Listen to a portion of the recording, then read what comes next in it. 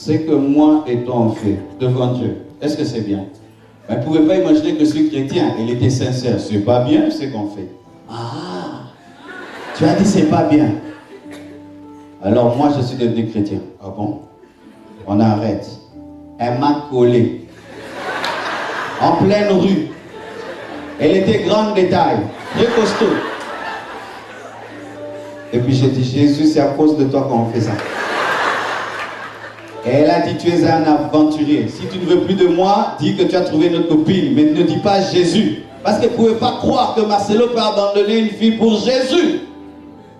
Mais elle m'a dit, on va voir. 1 mois, 2 mois, 1 année, 2 ans, 10 ans. Et aujourd'hui, elle m'appelle pasteur. Va dire à cet homme, va dire à cette femme que c'est fini.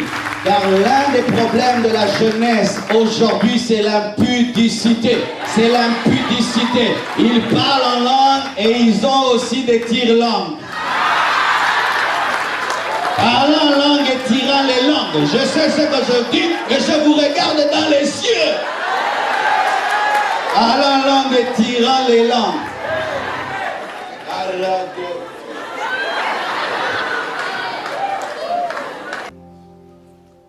Si vous voulez, le lieu secret, vous devez payer le prix de quitter les caresses impures, imposant les mains et touchant les poitrines. Je sais ce que je dis.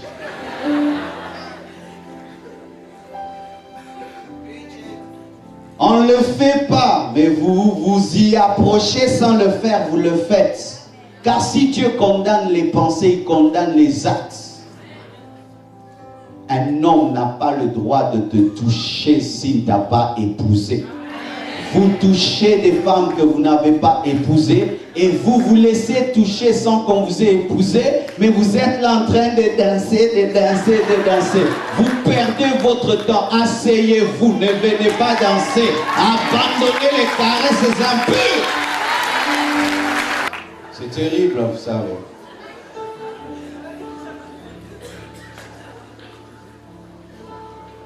Un jour, un ange est apparu à ma femme. C'est une femme qui a vraiment une grâce terrible. Elle a beaucoup d'apparitions des anges. Un jour, un ange lui est apparu et lui a dit comment elle devait s'habiller quand elle veut prier. Je dis non. Elle dit oui. Bien-aimé, la spiritualité, c'est pas seulement prier. C'est pas seulement chanter, danser. C'est aussi le vêtement. Car on nous parle même du vêtement du ressuscité. Il ressemblait à un jardinier alors qu'il venait de recevoir le nom qui était élevé au-dessus de tout autre nom. Il s'habillait humblement. Les anges qui ne sont ni hommes ni femmes portent des robes alors qu'ils n'ont rien à cacher.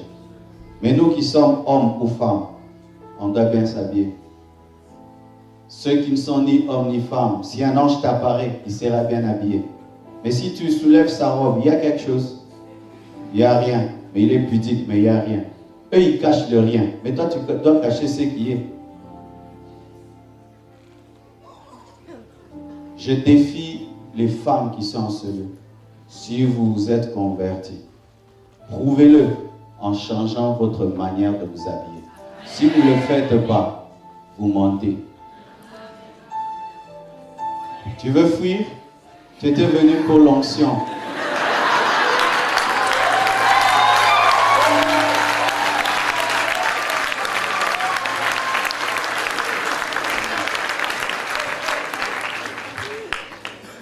La femme à la perte de sang a été guérie par la robe de Jésus, pas par la mini-jupe de Jésus. Si on prend une robe, on prie pour une robe, on tape sur les gens. Tout le monde sera calme. Mais si on prend une mini-jupe, on prie pour elle, on commence à taper sur les gens. Scandale, n'est-ce pas? Est-ce que les gens peuvent être guéris en touchant tes body? Est-ce que les gens peuvent être guéris en touchant tes pantalons sockets? Est-ce que les gens peuvent être guéris en touchant tes pantalettes, tes jipettes, tes têtes? Est-ce qu'ils peuvent être guéris? Non. Pourquoi? Parce que l'onction de Dieu ne coule pas sur tes vêtements. Mais quand on s'habille décemment, l'onction coule sur les vêtements. Car la Bible nous dit que l'huile descend sur la barbe et sur les vêtements d'Aaron.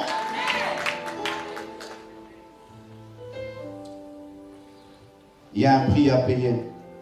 Est-ce que vous voulez entendre ça? Bien-aimé, pour vivre le lieu secret, il faut avoir une relation avec Dieu. Il faut être fils de Dieu.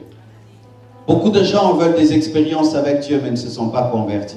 Ils n'ont pas donné leur vie à Jésus, ils ne l'ont pas reçu comme Seigneur et Sauveur. Mais ils veulent vivre des expériences, voir des anges, sentir le feu, la présence de Dieu, entendre Jésus, voir Jésus. Aujourd'hui, beaucoup de jeunes recherchent des expériences, mais n'ont pas fait le premier pas, donner leur vie à Jésus.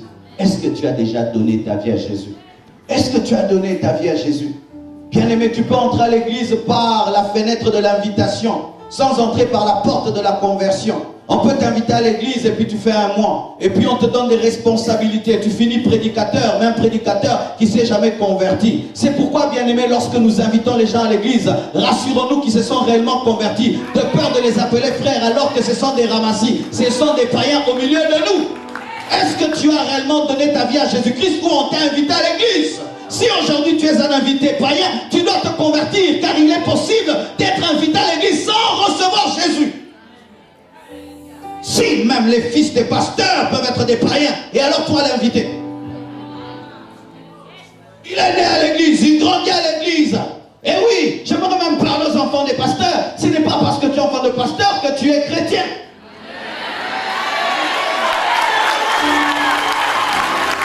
Ce n'est pas parce que tu es enfant de pasteur que tu es sauvé. Alléluia. Ce n'est pas parce que tu es né dans l'eau que tu es un poisson. Peut-être que ta mère nageait. Ce n'est pas parce que tu es né dans les choses de Dieu que tu as Dieu. Autant tu connais la date de ta naissance, tu dois connaître la date de ta conversion. Et si tu ne connais pas, donc tu ne l'as jamais rencontré, car on n'oublie jamais le jour où on a rencontré Jésus. Réponds-moi, quand est-ce que tu as rencontré Jésus? Tu ne sais pas, tu ne l'as jamais rencontré. Car si je te pose la question, quand est-ce que tu étais brûlé, tu sauras. Commencez par là, donnez vos vies à Jésus. Car la vie chrétienne est très difficile lorsqu'on n'a pas donné sa vie à Jésus-Christ. Tu vas forcer les choses et tu seras comme un homme qui veut vivre dans l'eau. Tu peux faire l'apnée pendant 25 secondes, 1 minute, 3 minutes, 25 minutes, mais tu finiras par ressortir. Mais le poisson ne force pas de rester en apnée parce que c'est sa nature. Les véritables chrétiens, pour eux la vie chrétienne est facile, mais les païens, ils font les choses forçant et ils disent que c'est difficile d'être chrétien parce qu'ils n'ont pas la nature de Dieu. Bien aimé, la vie chrétienne est facile, très très facile. Vraiment, je vous dis, c'est très facile. Souvent, la vie chrétienne est difficile parce que vous pensez être chrétien, mais vous n'êtes pas des chrétiens. Vous êtes des religieux, des gens qui désirent être chrétiens, mais vous ne l'êtes pas. Je donne un exemple. Sincèrement devant Dieu, entre être chaste et commettre l'impudicité, pour moi, c'est très difficile de commettre l'impudicité. Oui, c'est trop difficile. Vous tous qui commettez de l'impudicité, vous êtes des champions, vous êtes grands, vous êtes graves, vous êtes forts, terribles. Parce que vraiment, moi, je trouve que c'est très difficile pour un chrétien de le faire. Mais si vous êtes des chrétiens, vous le faites tous les jours, il se peut que vous ne l'êtes pas. Car si un poisson commence à vivre pendant 2 jours, 3 jours en dehors de l'eau, posez-vous la question si c'est un poisson. Un lundi tu pêches, mardi tu pardonnes, demande pardon, vendredi tu pêches, et puis samedi, et puis dimanche. Mais rimbo, bobo, fais attention, il se peut que tu n'es pas un chrétien.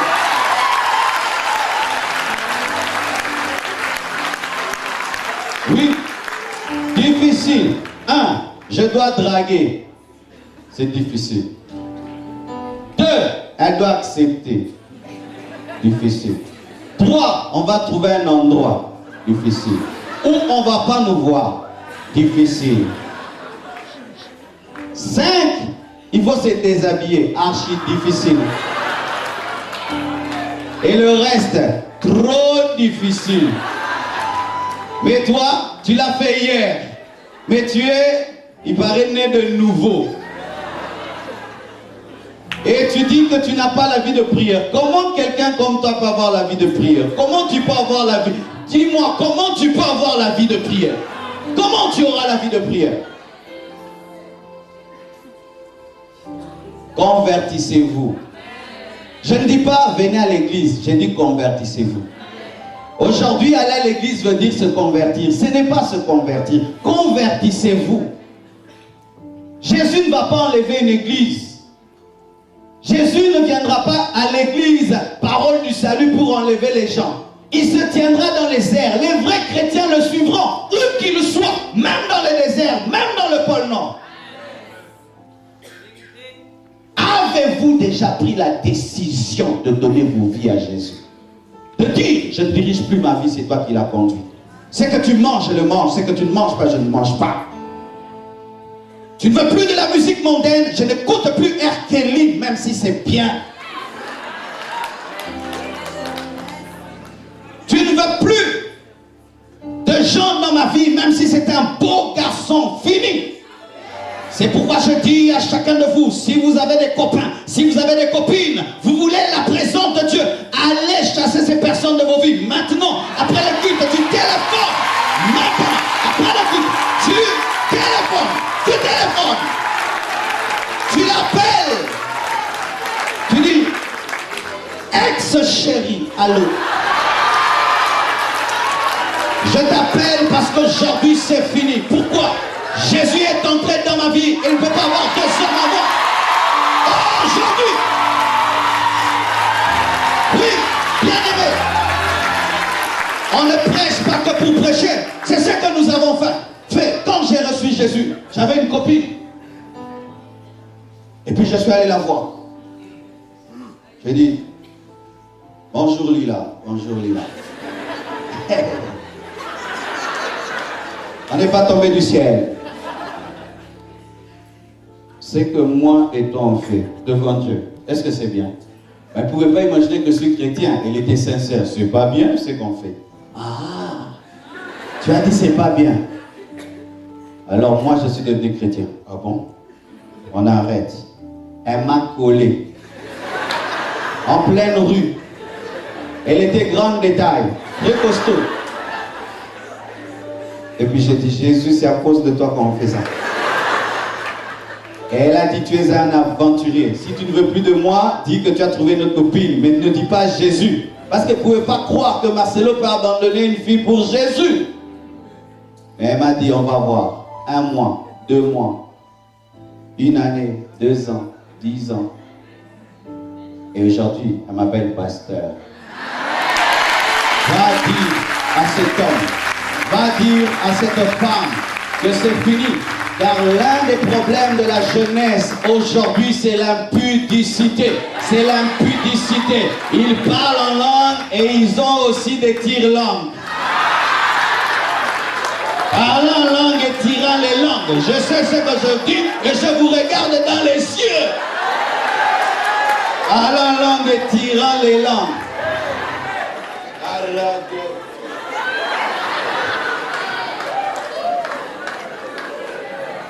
Surtout comme il fait froid. Je sais, il y a des péchés qui s'intensifient en hiver.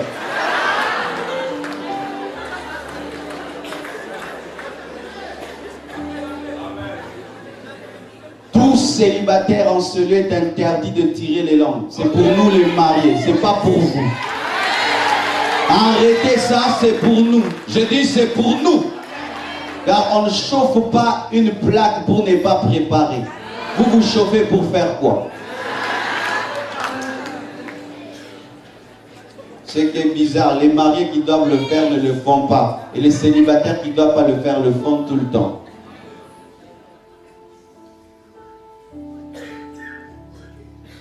Je te regarde. Je te dis, vous le faites.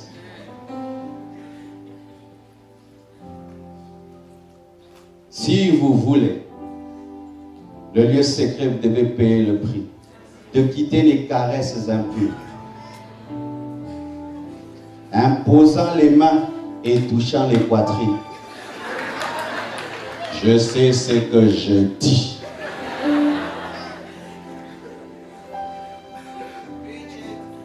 On ne le fait pas, mais vous vous y approchez sans le faire, vous le faites.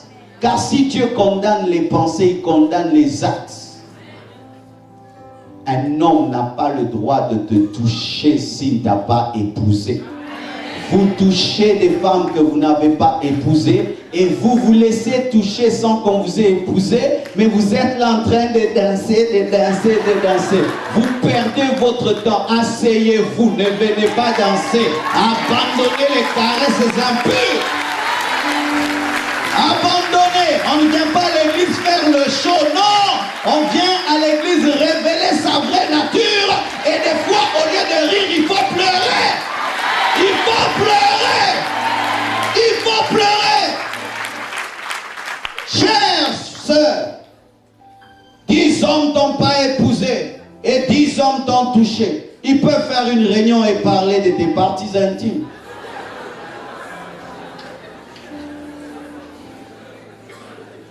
Chers frères, aimant l'onction, take it, take it, take it, take it. Mais qu'est-ce que tu fais aussi? Take it, take it, take it, take it, Janine, take it, take it, take it, take it. Et mon onction ne grandit pas. J'ai perdu la vie de prière. Tu la perdras. Tu la perdras. Car Dieu n'est pas une puissance, c'est une personne qu'on blesse.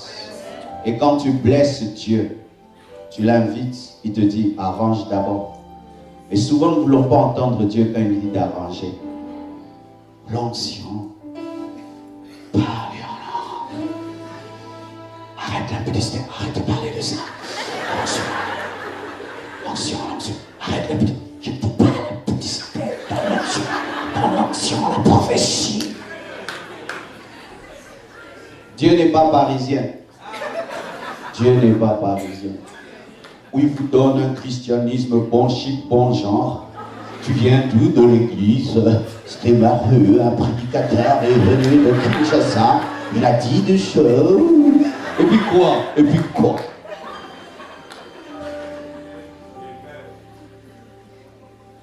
Au moment le début de ma.